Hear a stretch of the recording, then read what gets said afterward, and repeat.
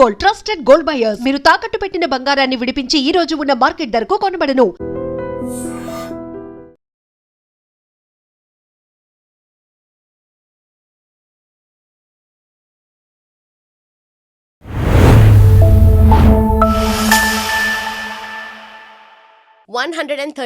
Day still the conflict continues. Welcome to lens with లుంపిని.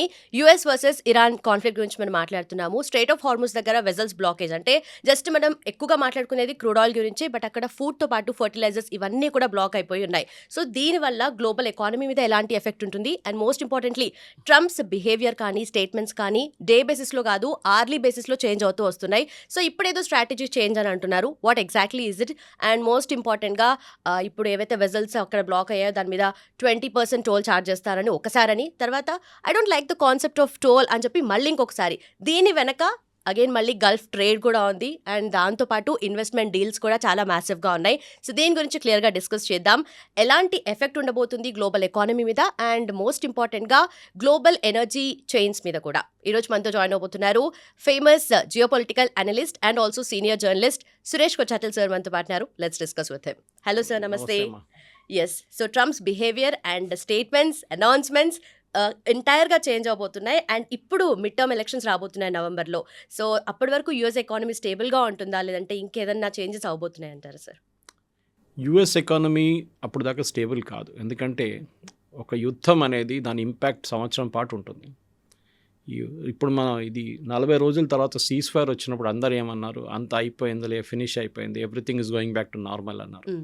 మళ్ళీ మనం ఇప్పుడు యుద్ధంలో ఉన్నాం టెక్నికలీ, ఎందుకంటే ట్రంప్ ఆల్రెడీ యుఎస్ కాంగ్రెస్ని ఇన్ఫార్మ్ చేశారు దట్ వీఆర్ ఎట్ వార్ అని చెప్పి.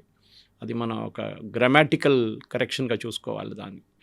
ఎందుకంటే దీనికన్నా ముందు ఆయన ఎక్స్కర్షన్ అన్నారు ఒకసారి, దాని తర్వాత అన్నారు స్మాల్ ఇన్కర్షన్ అన్నారు. ఇదంతా పోయి ఇప్పుడు యుద్ధానికి వచ్చారు. దీని రూట్ కాజ్ మీకు తెలిసిందే, అందరికి తెలుసు. మనం చాలా రోజుల నుంచి దీని గురించి మాట్లాడుతున్నాం. గల్ఫ్లో ఎస్పెషలీ స్ట్రెయిట్ ఆఫ్ హార్మోస్ని ఎవరు కంట్రోల్ చేస్తారనేది ఇప్పుడు అన్నిటికంటే పెద్ద ప్రశ్న. కానీ ఇరాన్ మీద దాడులు జరిగినప్పుడు February 28 వీళ్ళ సుప్రీం లీడర్ని చంపిన రోజు, అప్పుడు ఇది మెయిన్ ఇష్యూ కాదు. అప్పుడు ఇజ్రాయెల్ కానీ యుఎస్ కానీ ఒక మెయిన్ ఏమి ఉంటుంటే ఇరాన్లో ఉన్న రెజీమ్ని మార్చేసేయాలి, వాళ్ళు ఉండకూడదు. ఎందుకంటే ఒకసారి ఆ రెజీమ్ పోయిందనుకోండి, మీకు ఏం కావాలంటే మీరు సాధించుకోవచ్చు. యురేనియం తీసుకెళ్ళిపోవచ్చు, మీరు వాళ్ళ వైపు ఉన్న మిసైల్స్ తీసుకెళ్ళిపోవచ్చు, వాళ్ళ డెస్ట్రాయ్ చేయొచ్చు, డ్రోన్స్ అన్నీ చేయొచ్చు. మీరు పపెట్ గవర్నమెంట్ని, దీనికన్నా ముందు కూడా పపెట్ గవర్నమెంటే ఉన్నారు. ఓకే, షా ఆఫ్ ఇరాన్ మనకు తెలిసిందే, రేజా పెహల్వి 1 and 2 till 1979 అయోతొల్లా ఖమేనీ తిరిగి వచ్చినది దాకా. సో ఇది కొత్తదేం కాదు, ఇట్స్ అ ఓల్డ్ స్టోరీ. మళ్ళీ అది రీహాష్ చేస్తున్నారు. సో యూఎస్కి ప్రాబ్లం ఎక్కడ వచ్చిందంటే, ఒకసారి ఇజ్రాయెల్ వాళ్ళ కాన్సెప్ట్ అంటే వాళ్ళకేముండే రెజీమ్ చేంజ్ చేయాలి, రెజీమ్ చేంజ్ జరగలేదు. ఆ రోజు బాంబింగ్ జరిగింది, 40 కమాండర్లు చనిపోయారు, అయతొల్లా ఖమేనీ చనిపోయారు, వాళ్ళ ఫ్యామిలీ నుంచి చాలామంది చనిపోయారు, కొడుకు ఒక్కడే బయటపడ్డాడు, ఒక కొడుకు.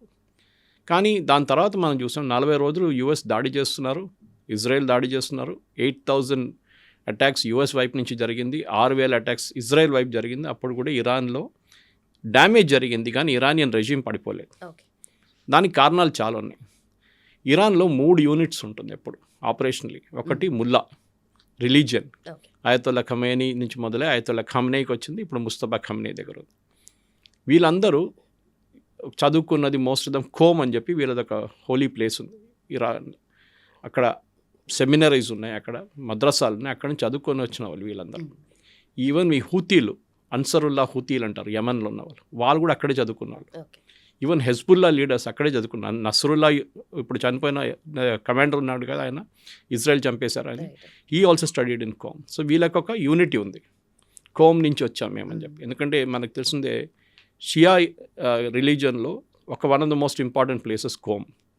అది కాకుండా వాళ్ళకి ఇటువైపు ఇరాక్లో నజాఫ్ ఒక ప్లేస్ ఉంది, and then they have Karbala. అక్కడ చాలా పెద్ద ఒక బ్యాటిల్ జరిగింది చాలా సంవత్సరాల ముందు. ఇస్లాం దగ్గర హిస్టరీ అక్కడి నుంచి మొదలైంది, ఇమాంల హిస్టరీ దాని తర్వాత కోమ్కి వస్తుంది, నజాఫ్లో కూడా ఉంది. ఇప్పుడు ఒక సెక్షన్ అది. ఇంకో section IRGC, revolutionary guard corps, Iranian revolutionary guard corps. వీళ్ళని సెటప్ చేసింది ఎవరు? ఇది అయోతొల్లా ఖొమేనీ 1979లో ఆయన అధికారంలో వచ్చినప్పుడు, షా ఆఫ్ ఇరాన్ పారిపోయినప్పుడు ఇరాన్ దగ్గర పెద్ద ఒక ఆర్మీ ఉండే, ఇప్పుడు కూడా ఉంది, 7 లక్షల మంది. కానీ వీళ్ళకి భయం ఏంటంటే ముల్లాలకి ఏదో ఒక రోజు ఈ ఆర్మీ మా వ్యతిరేకంగా వచ్చేసి మమ్మల్ని ఇక్కడిని బెక్కడ పడేస్తారు. ఎందుకంటే వీళ్ళందరూ షా ఆఫ్ ఇరాన్తో ఉన్నారు, వాళ్ళ ట్రైనింగ్లో ఉన్నవారు. ఇప్పుడు 47 సంవత్సరాలు అయిపోయింది, వాళ్ళందరూ చనిపోయి ఉంటారు, ఇప్పుడు దాకా ఉండరు కూడా, లేకుండా ముసలోళ్ళు అయిపోయి ఉంటారు.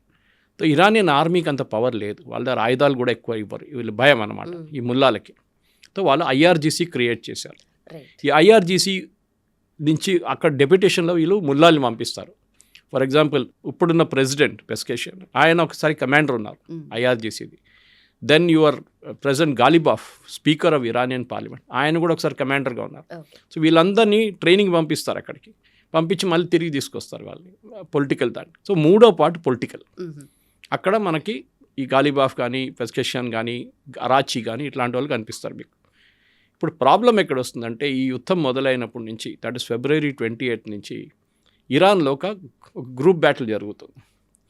విత్ ఇన్ ఐఆర్జీసీ కూడా ఒక ప్రాబ్లం ఉంది. ఇప్పుడు మొన్న ఈ ఖతార్ షిప్ మీద దాడి చేశారు 3 రోజుల ముందు.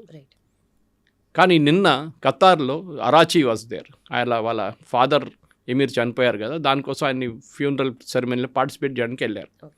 ఆలోచించండి, మీరు మొన్న బాంబ్ చేసిన షిప్ మీద, వాళ్ళ షిప్ మీద బాంబ్ చేశారు, 2 రోజుల తర్వాత మీ ఫారిన్ మినిస్టర్ అక్కడ ఉన్నారు, వాళ్ళు నవ్వుతారు మీ మీద, లేకుంటే వాళ్ళ కోపం ఉంటుంది, కొడతారు కూడా. కాబట్టి కానీ అక్కడ ఆయన చెప్పిన ఒక స్టేట్మెంట్ ఉంది అక్కడ. ఎందుకంటే ఈ ఇరానియన్ రెజీమ్లోనే ఐఆర్జీసీ తెహరాన్ నుంచి ఉన్న కానీ స్ట్రైట్ ఆఫ్ హార్మూజ్లో ఉన్న వీళ్ళ నడిమిట్ల కమ్యూనికేషన్ లేదు. అక్కడ లోకల్ లెవెల్ కమాండర్ ఒక షిప్ పోతుంటే ఇది ఎనిమీ షిప్ రా, మనది కాదు, కొట్టు అని చెప్పి ఆర్డర్ ఇస్తున్నాడు. అది డ్రోన్తోనో మిసైల్తోనో ఏదైతోనో కొడతారు. తెహరాన్తోని కమ్యూనికేట్ చేయరు వాళ్ళు, దే డూ ఇట్ ఇండిపెండెంట్లీ. మనం యూజువలీ లూజ్ క్యానన్స్ అంటాం వీళ్ళని, కంట్రోల్ లేని వాళ్ళు. యూజువలీ ఆర్మీలో, డిసిప్లిన్ ఆర్మీలో కంట్రోల్ ఉంటుంది. ఒక యాక్షన్ తీసుకోవాలంటే పైనుంచి కింద దాకా ఒక కమాండ్ వస్తుంది. యూనిఫామ్ ఫోర్సెస్లో అదే ఉంటుంది ఎప్పుడు. రిటర్న్ కమాండ్ లేకుంటే వర్బల్ కమాండ్ మీదే పనిచేస్తారు వీళ్ళు, లేకుంటే చేయరు. కానీ ఇప్పుడు ఇరాన్లో జరుగుతుంది ఇది. ఇప్పుడు ఈ సెకండ్ రౌండ్ ఆఫ్ బాంబింగ్ జరిగినప్పుడు ఎందుకు అమెరికా అంత అగ్రెసివ్గా వెళ్తున్నారు, అది మనం ట్రంప్ మెంటాలిటీ నుంచి అర్థం చేసుకోవాలి. అది ఆయన 20% అంతా పక్కన పెడదాం, అదంతా ఇట్స్ అ జోక్ అన్నమాట. కానీ ఇది ఎందుకు జరుగుతుందంటే ఇప్పుడు వీళ్ళకి తెలిసిపోయింది. ఒకటి, వీళ్ళు నడిమిట్లో ఈ సీజ్ఫైర్ తీసుకొచ్చారు 40 రోజుల తర్వాత. ఆ సీజ్ఫైర్ తర్వాత ఒక MOU సైన్ చేశారు. ఆ MOUలో మనకి చాలా అంబిగ్యువస్గా స్టేట్మెంట్లు ఇచ్చారు వీళ్ళు. ఒక లా స్టూడెంట్ వాళ్ళ కెరియర్ స్టార్ట్ చేస్తున్నప్పుడు దీనికన్నా మంచి MOU డ్రాఫ్ట్ చేస్తారు వాళ్ళు. పాయింట్ నెంబర్ 5 MOUలో 14 పాయింట్లో point number 5, Iran will administer the straight of Hormuz. అది ఎవరు రాశారండి? అది అడ్మినిస్టర్ అంటే మీనింగ్, నాకు ఒక మీనింగ్ ఉంటుంది, మీకు ఒక మీనింగ్ ఉంటుంది. నేను అంటాను అడ్మినిస్టర్ అంటే నేనే బాస్, మీరు అంటారు అడ్మినిస్టర్ అంటే అడ్మినిస్ట్రేషన్, అంతే. అక్కడి షిప్పులు పోతూనే లేదు చూసుకో, అంతే. ఏదైనా షిప్ స్టక్ అయితే మీరు వెళ్ళి దాన్ని గుంజుకొని తీసుకెళ్లాల్సి వస్తుంది, ప్లగ్ని పెట్టేసి. ఇది మీ రోల్ కాదు.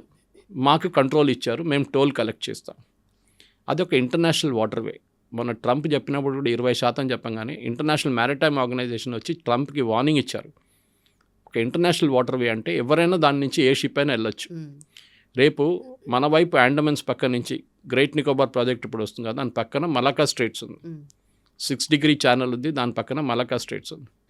మనం రేపు మలకా స్ట్రైట్ని బ్లాక్ చేస్తే, బ్లాక్ అంటే మనం ఏదో తాడుగట్టి పెట్టడం కాదు కదా, we can fire a missile do something. అక్కడి నుంచి 40% వరల్డ్లో ట్రేడ్ అక్కడి నుంచి వెళ్తుంది, చైనా వైపు స్పెషల్లీ వెళ్ళేది, సౌత్ చైనా సీ నుంచి. మనం దాన్ని ఆపితే ఏమవుతుంది, రేపు చైనా కట్ ఆఫ్ అయిపోతుంది టోటలీ. కానీ మనం చేయము అది, ఎందుకంటే దానికి ఇంటర్నేషనల్ లా ఉంది, వీఆర్ ఆల్సో సిగ్నేటరీస్ దానికి. ఇంటర్నేషనల్ మ్యారిటైమ్ లా ఒకటి ఉంది. ప్రెసిడెంట్ ట్రంప్కి ఏమో ఇప్పుడు ఈ యుద్ధాన్ని ఫినిష్ చేయడానికి తీసుకెళ్తున్నారు. ఆయన MOU ట్రై చేస్తారు, ఆయన తప్పట్లేము మనం. MOU ట్రై చేశారు, దానికన్నా ముందు ఆయన సీజ్ఫైర్ తీసుకొచ్చారు, అక్కడ ఇజ్రాయెల్తోని మాటలు చెప్పి లెబనాన్తో సీజ్ఫైర్ తీసుకొచ్చారు. అన్నీ చేసిన తర్వాత కూడా ఇరాన్ ఎప్పుడు వాళ్ళు చెప్పిన మాటకి వాళ్ళు ఇప్పుడు పట్టించుకోరు. ఇది మనం అర్థం చేసుకోవాలి. ఇరాన్ విల్ నెవర్, అది ఇంగ్లీష్లో అంటారు leopard will never change its spots అని. మీరు ఎంత పెయింట్ కొట్టినా కానీ అది అంతే ఉంటుంది. Okay, this is what is happening. ఇరాన్తో మీరు ఎంత నెగోషియేట్ చేసినా కానీ ఇరాన్ దాన్ని వైలేట్ చేస్తారు కావాలని చెప్పి. ఓకే, బట్ మళ్ళీ సీజ్ఫైర్ వరకు వచ్చి కూడా మళ్ళీ ఎందుకు రావడానికి రీజన్ ఏంటి సార్? వాళ్ళు టెస్ట్ చేస్తారు మిమ్మల్ని. రైట్, సీజ్ఫైర్ అంటే ఏంటి, 2 వైపుల నుంచి ఫైరింగ్ జరగకూడదు. మళ్ళీ వాళ్ళు అంటున్నారు అక్కడ లెబనాన్లో ఫైరింగ్ నడుస్తుంది కదా, లెబనాన్ ఇంకొక జాగ్రఫీ. ఫస్ట్ వాళ్ళు ఎవరు డ్రాఫ్ట్ చేసిండో తెలియదు MOU. ఎట్లా అగ్రీ చేస్తారు? ఇరాన్కి లెబనాన్తో ఏంటి సంబంధం అంటే మాకేం సంబంధం లేదే అంటారు వాళ్ళు. కానీ అక్కడ హెజ్బుల్లాకి ఆయుధాలు ఇస్తున్నారు, డబ్బులు ఇస్తున్నారు. ఇప్పుడు కాదు 40 సంవత్సరాల నుంచి. వాళ్ళు ఇజ్రాయెల్ ఎప్పటి నుంచో కొట్టుకుంటున్నారు. అప్పుడు మీరు అంటున్నారు అక్కడ రేపు ఇజ్రాయెల్ అంటారు ఇటు మీరు గల్ఫ్లో బాంబింగ్ చేయకూడదు, షిప్ల మీద దాడి చేయకూడదు ఇరాన్ అని చెప్పి ఇజ్రాయెల్ ఇన్సిస్ట్ చేస్తే మీరు అగ్రీ చేస్తారా? అప్పుడు మీరు అడుగుతారు ఇజ్రాయెల్కి ఏంటి సంబంధం, ఇది మా వాటర్ వే, మేము చూసుకుంటాం, మీ దగ్గర మీరు చూసుకోండి. వాళ్ళు అదే అంటున్నారు, మా బార్డర్ అటుపక్కన హెజ్బుల్లా కూర్చున్నారు. Lebanon is the country, Hezbollah terrorist group. ఇక్కడ గాజాలో కూడా అంతే. గాజా నడిపిస్తుంది ప్యాలెస్టీనియన్ అథారిటీ, యాసిర్ అరాఫాత్ వాళ్ళది. వాళ్ళు అక్కడ లేరు, వాళ్ళు మొత్తం గాయబైపోయినారు అక్కడి నుంచి. అక్కడ హమాస్ వచ్చి కూర్చున్నారు. వెస్ట్ బ్యాంక్లో ప్రాబ్లం లేదు మీకు, west bank is relatively peaceful. అదే ప్రాబ్లం యెమెన్లో ఉంది. అక్కడ 3 గ్రూపులు ఉన్నాయి. హూతీలు ఉన్నారు, ఒఫిషియల్ గవర్నమెంట్ ఉన్నారు, సౌదీ అరేబియా సపోర్ట్ చేస్తుంది, ఇంకోటి సదర్న్ టెరిటోరియల్ అలయన్స్ అని చెప్పి 3 గ్రూపులు ఉన్నారు అక్కడ. సో వెస్ట్ ఏషియా అనేది ఒక కంప్లీట్ టర్మాయిల్ ఉంది ఇప్పుడు. దానికి మెయిన్ కారణం ఏంటంటే ఇరాన్ ఈ టెర్రరిస్ట్ గ్రూప్ని సపోర్ట్ చేయడం అన్నిటికంటే పెద్ద ప్రాబ్లం. ఈ వెస్ట్ ఏషియాలో ఉన్న దేశాలన్నీ, మనం ఇప్పుడు స్ట్రైట్ ఆఫ్ హార్మజ్ గురించి మాట్లాడుతున్నప్పుడు కూడా ఇంకొక స్ట్రైట్ అటుపక్కన ఉంది, బాబుల్ మందేబ్ అంటాం దాన్ని, రెడ్ సీకి వెళ్తుంది. అది చాలా క్రూషియల్. ఇప్పుడు ఉన్న సౌదీ అరేబియా వాళ్ళ 60% నుంచి 70% ఆయిల్ అక్కడి నుంచి పంపిస్తున్నారు ఇప్పుడు. అది కూడా ఉంటుంది, చోక్ అని చెప్పలేము. అక్కడ ఒక హూతీలు ఒకరే ఉన్నారు, వాళ్ళని ట్యాకిల్ చేసుకుంటే అయిపోతుంది. వాళ్ళని సౌదీ అరేబియా చూసుకుంటారు. మొన్న కూడా బాంబ్ చేశారు వాళ్ళు, సనా ఎయిర్పోర్ట్ బాంబ్ చేశారు వాళ్ళు.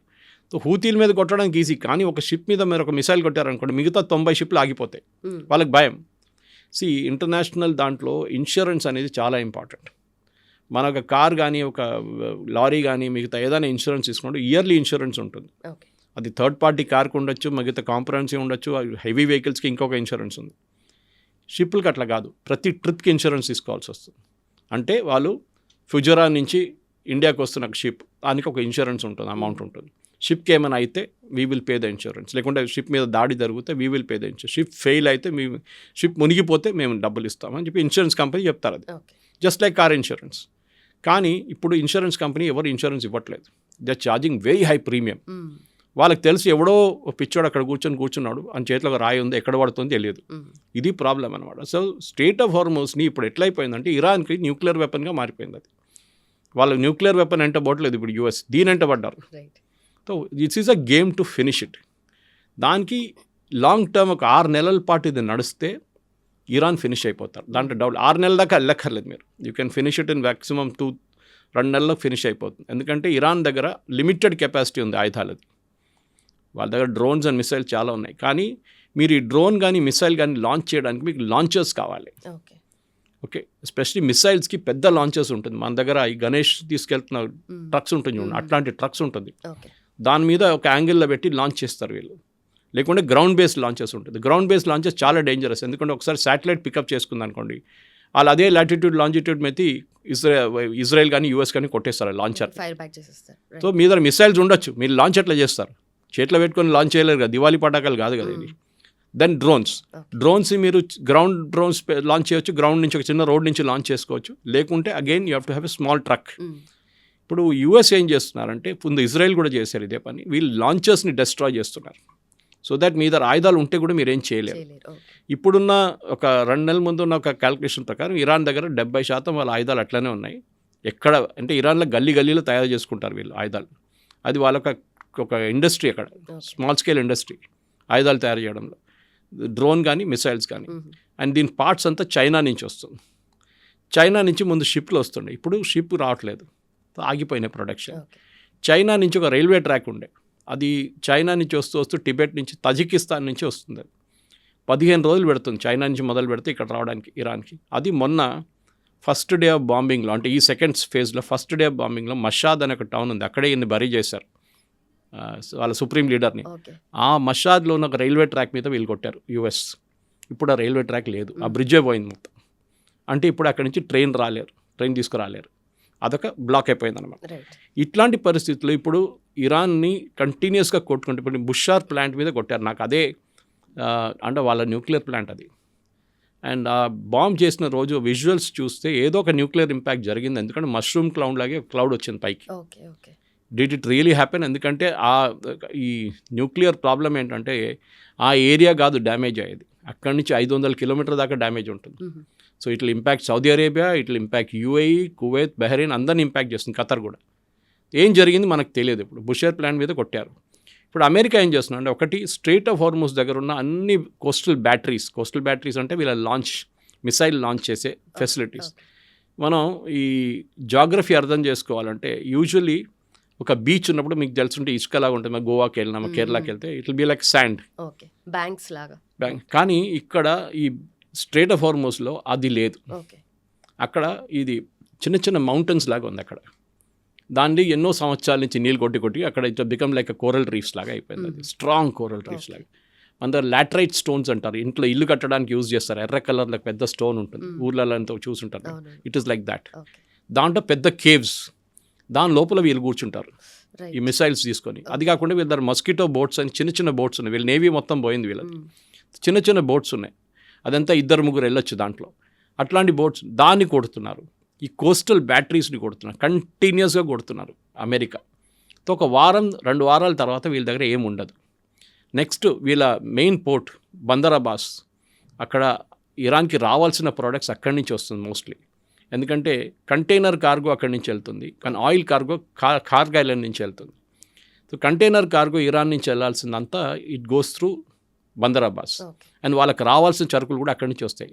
అది బియ్యం ఉండొచ్చు, గోధుమలు ఉండొచ్చు, మిగతా ఏదైనా ఉండొచ్చు. ఇది 2 ఇప్పుడు ఆగిపోయినాయి. అండ్ అమెరికా కంటిన్యూస్గా ఈ బందర్ అబ్బాస్ని కొడుతున్నారు, క్రెయిన్ ఫెసిలిటీస్ని కొడుతున్నారు, రైల్వే ఫెసిలిటీస్ని కొడుతున్నారు, అక్కడున్న ఇన్ఫ్రాస్ట్రక్చర్ని ధ్వంసం చేస్తున్నారు. సో కంప్లీట్గా బందర్ అబ్బాస్ పోతుంది. అది కాకుండా కెషమ్ ఐలాండ్ చెప్పి ఇంకొక ఐలాండ్ ఉంది, which is northern part of Iran. అక్కడి నుంచి వెళ్ళాలంటున్నారు వీళ్ళు బోట్లంతా. వీళ్ళు పట్టించుకోవట్లేదు కొన్ని షిప్స్ వాళ్ళు. ఆ ఐలాండ్ మీద చాలా మటుకు రెవల్యూషనరీ గార్డ్స్ ఉన్నారు, వాళ్ళని కొడుతున్నారు. సో ఏమవుతుందంటే డిగ్రేడేషన్ అంటారు దీన్ని. మీరు అందరినీ ఫినిష్ చేయడం కాదు, డిగ్రేడ్ చేయడం. దానికి మీ చేతిలో మిసైల్ ఉంటుంది, లాంచర్ లేదు. మీ దగ్గర ఆయుధాలు ఉన్నాయి, మనుషులు లేరు. ఆయుధాలు ఉన్నాయి, మనుషులు లేకుండా మనుషులు ఉన్నారు, ఆయుధాలు లేవు. ఇది జరగబోతుంది ఇప్పుడు.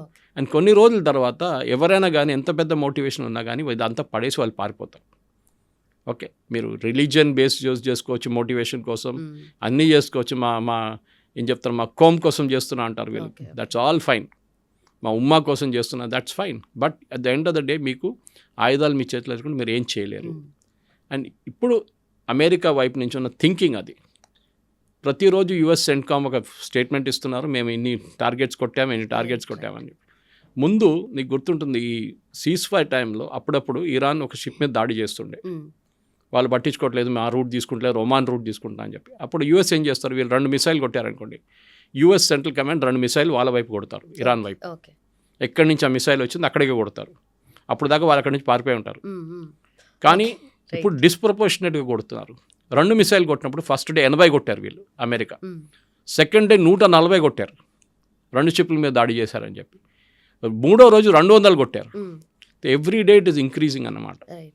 సో ద ఐడియా ఈస్ వీళ్ళది ఇరాన్ దగ్గర కోస్టల్ ఏరియాలో, ఎస్పెషలీ ఈ కంప్లీట్ హార్మూస్లో, స్టేట్ ఆఫ్ హార్మూస్లో ఒక్క బ్యాటరీ కూడా ఉండకూడదు, ఒక్క ఫైరింగ్ రేంజ్ కూడా ఉండకూడదు, ఒక్క మస్కిటో బోట్ కూడా ఉండకూడదు. ఇటువైపు కార్గో ఐలాండ్లో ఉన్న ఆయిల్ పైప్ లైన్ని ముట్టట్లేదు వాళ్ళు. ప్రెసిడెంట్ ట్రంప్ చాలా క్లియర్గా చెప్పారు, ఆయిల్ పైప్ లైన్ ముట్టకూడదు. మీరు ఆయిల్ పైప్ లైన్ని కొట్టారనుకోండి, ట్యాంక్స్ని కొట్టారనుకోండి, మళ్ళీ ఆయిల్ ప్రైసెస్ పెరుగుతుంది. నాకు ఇవాళ ప్రైస్ ఎంత ఉందో తెలియదు, నిన్న 86 ఉండే, 69 దాకా వచ్చింది అది. ప్రెసిడెంట్ ట్రంప్ ఏమంటారు, ఇదంతా అయిపోతే 55కి వెళ్ళిపోతుంది, మళ్ళీ అందరూ పండుగ చేసుకోవచ్చు అంటున్నారు. దాని టైం పడుతుంది, అంత ఈజీ కాదు. ఓకే, ఎందుకంటే ప్రొడక్షన్ ఫెసిలిటీస్ కూడా హిట్ అయింది. ఇప్పుడు ఇరాన్లో ఉన్న ప్రొడక్షన్ ఫెసిలిటీ హిట్ అయింది, ఇరాక్లో ఉంది హిట్ అయింది. ఎందుకంటే ఇరాన్ వాళ్ళ మీద దాడి చేస్తున్నారు. ఇప్పుడు కువైత్, బహ్రెయిన్, ఖత్తర్ వాళ్ళ మీద కూడా దాడి చేశారు. హూతీలు ఇప్పుడేమో సౌదీ అరేబియా మీద దాడి చేస్తాం, అరామ్కో మీద దాడి చేస్తా అంటున్నారు. ఈస్ట్ వెస్ట్ పైప్ లైన్ని కొడతా అంటున్నారు వాళ్ళు. అది 4 మిలియన్ బ్యారెల్స్ తీసుకొస్తుంది కంప్లీట్గా బైపాస్ చేసి స్ట్రెయిట్ ఆఫ్ హార్మూజ్. ఇదంతా జరుగుతున్నప్పుడు కూడా ప్రాబ్లం ఏంటంటే గల్ఫ్ నుంచి ఆయిల్ బయటకు వెళ్ళట్లేదు. మొన్న 26 షిప్లు వెళ్ళింది అనమాట, ట్రాన్సిట్ చేసింది, which is a good number. ఎందుకంటే దానికన్నా ముందు రోజు 5 అంటే యుద్ధం మొదలై 2వ రోజు. కానీ ఒరిజినల్ టైం బిఫోర్ ఫిబ్రవరి 28 120 షిప్లు పాస్ చేస్తుండే ఆ స్ట్రెయిట్ ఆఫ్ హార్మూజ్. అది ఇప్పుడు 26కి తగ్గింది. అమెరికా ఏమంటున్నారు, మేము మీకు ప్రొటెక్షన్ ఇస్తాం, మీరు రాండి బయటికి షిప్లు తీసుకొని. కానీ భయపడుతున్నారు, ఎందుకు? సేమ్ ప్రాబ్లం, ఇన్సూరెన్స్ లేదు. కొన్ని షిప్స్ అయితే ఆ రిస్క్ తీసుకుంటున్నారు. For example country back ships ఉంటుంది, అంటే ఇప్పుడు ఖత్తర్ వాళ్ళ షిప్స్ ఉంటుంది, చాలా ఉన్నాయి వాళ్ళు 20, 30, 40 షిప్స్ ఉంటుంది. ఎస్పెషల్లీ ఖత్తర్ ఎల్ఎన్జీలో డీల్ చేస్తారు. వాళ్ళకి క్రూడ్ ఆయిల్ ఎక్కువ లేదు, వాళ్ళ దగ్గర గ్యాస్ ఉంది వాళ్ళ దగ్గర. సో వాళ్ళు గ్యాస్ ట్రాన్స్పోర్ట్ చేస్తారు. వాళ్ళు ఏమంటారు, మేము చూసుకుంటాం ఇన్సూరెన్స్, నువ్వు షిప్ తీసుకొని వెళ్ళు, ఎందుకంటే మాకు డబ్బులు కావాలి. ఓకే, అక్కడ ఇండియాలో చైనాలో వాళ్ళు వెయిట్ చేస్తున్నారు ఈ షిప్ కోసం, మీరు తీసుకెళ్ళండి. సార్ వాళ్ళు కొడతారు, మిసైల్ కొడితే పోనీయా, నువ్వు తీసుకెళ్ళి అంటారు క్యాప్టెన్ని, మేము చూసుకుంటాం. ఇది ప్రాబ్లం. కానీ దాంట్లో మనం చూస్తుంటే ఇండియన్స్ చనిపోయారు. ఎందుకంటే మన దాంట్లో సీఫేరర్స్ చాలామంది, ఏ షిప్ అయినా కానీ ఇంటర్నేషనల్ షిప్లో చాలామంది ఇండియన్స్ ఉంటారు, లేకుంటే ఫిలిపినోస్ ఉంటారు. మన ఈ 2 కంట్రీస్ మీద నుంచే చాలామంది ఈ ట్రేడ్లో పనిచేస్తారు, సీఫేరర్స్ అంటారు వాళ్ళని. ఓకే, వాళ్ళ షిప్లో పనిచేస్తున్న వాళ్ళు అనమాట. They are not captains and all that. So మన దాంట్లో మర్చెంట్ నేవీ అంటాం మనం ఎప్పుడప్పుడు, these are merchant navy people, commercial చూసు. సో వాళ్ళ దాంట్లో ఇప్పుడు ప్రాబ్లం ఎక్కడ వచ్చిందంటే, ఈ షిప్స్ మూవ్ అవడం మొదలు పెడితే ఒక 50 నుంచి 60 షిప్పులు ప్రతిరోజు మూవ్ అయితే యుఎస్ ప్రొటెక్షన్లో, దెన్ గేమ్ మారిపోతుంది. మళ్ళీ ఫ్యూయల్ 75కి వస్తుంది. 100 షిప్పులు పాస్ అయింది అనుకుంటే దట్స్ అ డ్రీమ్ సీక్వెన్స్. అది 60 దాకా రావచ్చు ప్రైసెస్. కానీ ఇప్పుడున్న పరిస్థితుల్లో యుఎస్ ప్రతిరోజు ఎందుకు బాంబింగ్ చేస్తున్నా అంటే, ఇరాన్ రీగ్రూప్ చేయకూడదు. ఇరాన్ దగ్గర రీగ్రూప్ చేసే కెపాసిటీ ఉంది. ఈ సీజ్ ఫైర్ అన్నిటికంటే పెద్ద తప్పు. ఈ పాకిస్తాన్ వాళ్ళు, ఖతర్ వాళ్ళు చేపించిన negotiation sheer waste of time. అది ట్రంప్కి ఇప్పుడు తెలిసింది. దే ఆర్ స్కమ్స్ అన్నారు, వాళ్ళు ఏదో తిట్టారు, దే ఆర్ ఇడియట్స్, అది ఇది, దే ఆర్ బ్యాక్ స్టాబర్స్. వాళ్ళు మనం ఏం చెప్తే వాళ్ళు లోపలికి మాట్లాడతారు, బయటకు వచ్చి ఇంకో మాట అంటారని చెప్పి ట్రంప్ అంటున్నారు. ట్రంప్ది ఇంకో కేసు ఉంది ఆయనది, బయట పోర్ట్రే చేసేది ఇంకా డిఫరెంట్ ఉంటుంది. బట్ ఇరాన్కి ఇక్కడ స్టిల్ హ్యావ్ కార్డ్స్ కదా సార్, అంటే మనకు బాబెల్ మండబ్ దగ్గర అక్కడ కూడా బ్లాక్ చేస్తాము, అది కూడా మేజర్ పాయింట్ అని అంటున్నారు కదా. ఇరాన్ బ్లాక్ చేయరు, ఎందుకంటే ఇరాన్ జాగ్రఫీ నుంచి చాలా దూరం ఉంది. అది you to cross Saudi Arabia and come this side అనమాట. కానీ అక్కడ హూతీలు ఉన్నారు. అప్పుడు స్ట్రాటజీ ఏముంటుందో, యూఎస్ అంటారు హూతీలు మీరు కొట్టండి సౌదీ అరేబియా, మీ ద్వారా ఆయుధాలు ఉన్నాయి. ఇవ్వాలే సౌదీ అరేబియా యూఎస్ ఒక డీల్ చేశారు. ఆఫ్ కోర్స్ ఆ ఆయుధాలు చాలా రోజులు పడుతుంది. $3.2 బిలియన్ ఆయుధాలు డీల్ చేశారు. అది ఆఫ్ కోర్స్ నెక్స్ట్ 1 year పడుతుంది అది రావడానికి. దాంట్లో మోస్ట్లీ యాంటీ మిసైల్ సిస్టమ్స్, అంటే వాళ్ళ వైపు నుంచి కొడితే ఇక్కడ నుంచి పేట్రియట్ పంపిస్తారు మీరు. అది కాకుండా డ్రోన్స్ తయారు చేసి ఇస్తారు, సౌదీ అరేబియాకి ఇస్తున్నారు. సౌదీ అరేబియాలో ఆల్రెడీ పాకిస్తాన్ వాళ్ళు కూర్చున్నారు, వాళ్ళు కిరాయికి తీసుకున్నారు పాకిస్తాన్ వాళ్ళని. వాళ్ళు మీ పనేం లేదు కదా, ఇక్కడ వచ్చి కూర్చోండి, మేము డబ్బులు ఇస్తాం మీకు అని చెప్పేసి. సో పాకిస్తాన్ వాళ్ళు ఉన్నారు. కానీ పాకిస్తాన్ వాళ్ళు హూతీల మీద దాడి చేయరు, వాళ్ళు భయపడతారు. ఎందుకంటే రేపు హూతీలు మళ్ళీ పాకిస్తాన్ మీద కొడతారో భయం ఉంటుంది, పాకిస్తాన్ షిప్ మీద కొడతారో భయం ఉంటుంది వాళ్ళకి. సో బాబెల్ మండబ్ బంద్ చేయడం అంత ఈజీ కాదు. They can do the damage. చేశారు కూడా దీనికన్నా ముందు, మీకు గుర్తుండదు హూతీలు. అండ్ ఈ బాబెల్ మండబ్ వెళ్ళే షిప్స్ అన్ని యూరోప్కి వెళ్ళే షిప్స్, వెరస్ స్ట్రేట్ ఆఫ్ హార్మజ్ నుంచి వెళ్ళే షిప్స్ అంతా ఇండియా వైపు వెళ్తుంది, చైనా వైపు వెళ్తుంది, and towards east Asia, Philippines కానీ, ఇండోనేషియా కానీ, మలేషియా, సింగపూర్ అటువైపు వెళ్తుంది అనమాట. సో ఇది రెండు డిఫరెంట్ రూట్స్ ఉంది. సో ఇక్కడ రెస్పాన్సిబిలిటీ బాబెల్ మండబ్ మెయింటైన్ చేయడం ట్రంప్ చెప్పిన కరెక్టే. అది it is Europe's responsibility. NATO వాళ్ళ షిప్స్ని తీసుకొచ్చి పెట్టాలి, మేమెందుకు చేయాలి? ఇక్కడ ఆల్రెడీ మాకు పెద్ద ప్రాబ్లం ఉంది స్ట్రేట్ ఆఫ్ హార్మజ్లో, అది కూడా చూసుకోమంటే మేము ఎట్లా చూసుకుంటాం? ఇక్కడ నేటో అన్న కూడా మళ్ళీ యూఎస్ఏ మేజర్ ప్లేయర్ కదా. కరెక్టే, but NATO US is already engaged here. వాళ్ళ 2 aircraft carrier George W bush, Abraham Lincoln అక్కడ ఉంది, బ్యాటిల్ గ్రూప్స్ ఉన్నాయి, 36 షిప్స్ ఉన్నాయి అక్కడ. వాళ్ళు అది మొత్తం హ్యాండిల్ చేస్తున్నప్పుడు మీరు ఇక్కడ చూసుకోండి నేటో. ఇది మీ వైపు వచ్చే ఆయిల్, అది మీరు మీ వైపు వచ్చే ఆయిల్ చూసుకోకపోతే మళ్ళీ ఎవరు చూస్తారు? అది నేటో చేయాల్సింది. కానీ నేటో భయపడుతున్నారు. అది బ్రిటన్ ఉండొచ్చు, ఇటలీ ఉండొచ్చు, ఫ్రాన్స్ ఉండొచ్చు, జర్మనీ ఉండొచ్చు, మేజర్ కంట్రీస్ భయపడుతున్నారు. వాళ్ళు బయట నుంచి బయటకు వచ్చి yes we will protect our ships, మా వైపు వస్తున్న షిప్స్ బాబెల్ మండబ్లో హూతీలు ఫైర్ చేస్తే వీ విల్ ఫైర్ బ్యాక్ అడ్దాం. ఆ ఒక డిసిషన్ వాళ్ళు తీసుకుంటే సౌదీ అరేబియా కూడా హెల్ప్ చేస్తారు, సౌదీ అరేబియా కూడా ఫైర్ అప్పుడు హూతీలు కంప్లీట్గా క్వైట్ అయిపోతారు. అది చాలా క్లియర్. ఎందుకు హూతీల దగ్గర ప్రాబ్లం ఏముందంటే వాళ్ళ దగ్గర ఆయుధాలు లేవు. మొన్న మీరు చూసుంటారు, ఒక ఎయిర్క్రాఫ్ట్ ల్యాండ్ చేయడానికి వచ్చింది సనాలో, ఇరాన్ నుంచి వచ్చిన మహానేర్, అంటే వీళ్ళు డెలిగేషన్ ఒకటి వెళ్ళింది ఫ్యూనరల్ కోసం సుప్రీం లీడర్ దగ్గర, ఈ హూతీల డెలిగేషన్. వాళ్ళు వెళ్ళినప్పుడే సౌదీ అరేబియా పెద్ద గొడవ చేశారు, మా ఎయిర్ నుంచి వెళ్ళకూడదు, మా ఎయిర్ స్పేస్ బంద్ చేసేస్తున్నాం మీకోసం అని చెప్పి. తిరిగి వచ్చినప్పుడు సనా ఎయిర్పోర్ట్లో ల్యాండ్ చేసి 5 నిమిషాల ముందు సౌదీ అరేబియా బాంబ్ చేశారు అక్కడ. మీరు చూసుంటారు ఆ వీడియోలు, రన్వే బాంబ్ చేశారు వాళ్ళు. అప్పుడు వాళ్ళు దిగలేకున్నప్పుడు ఇంకో పోర్ట్కి వెళ్ళి అక్కడ దిగారు. అక్కడ దిగుతున్నప్పుడు కూడా సౌదీ అరేబియా మళ్ళీ కొట్టారు. కానీ సౌదీ అరేబియా ఎక్కడ చెప్పట్లేదు మేము కొట్టామని చెప్పట్లేదు. They will never talk about it. వాళ్ళు అంటారు మాకు తెలియదు ఎవరు కొట్టారో, ఎవరైనా కొట్టుంటారు ఇది అని చెప్పేసి. కానీ సౌదీ అరేబియా చేస్తుంది. ఎందుకంటే సౌదీ అరేబియాకి హూతీలకి ఇప్పుడు కాదు, చాలా పాత ప్రాబ్లం ఒకటి షియా సున్నీ ప్రాబ్లం. ఓకే, రెండవది వీళ్ళు యెమెన్లో సౌదీ అరేబియా వాళ్ళ వాళ్ళ డామినేషన్ చూసుకుంటున్నారు.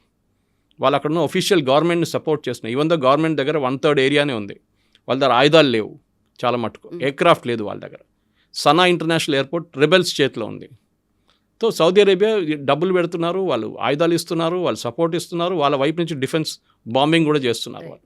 ఇదంతా ఎందుకు చేస్తున్నారంటే సౌదీ అరేబియా కానీ యూఏఈ కానీ వీళ్ళందరూ ఇలా రోల్స్ ఎక్స్పాండ్ చేయడానికి ట్రై చేస్తున్నారు ఈ యుద్ధం మొదలయ్యే ముందే. ఓకే, యూఏఈ ఫర్ ఎగ్జాంపుల్ అటువైపు వెళ్ళి ఇథియోపియా వైపు వెళ్ళి అటు ఆఫ్రికాలో వాళ్ళు ట్రై చేస్తున్నారు, అంగోలా అక్కడెక్కడని ఆ దేశాల్లో కూడా వీళ్ళు చేస్తున్నారు. స్వాజిలాండ్ మనం చూసాం మొన్న. ఇజ్రాయెల్ కూడా, ఇజ్రాయెల్ అండ్ యూఏఈతో సంబంధం ఉన్నాయి వాళ్ళకి.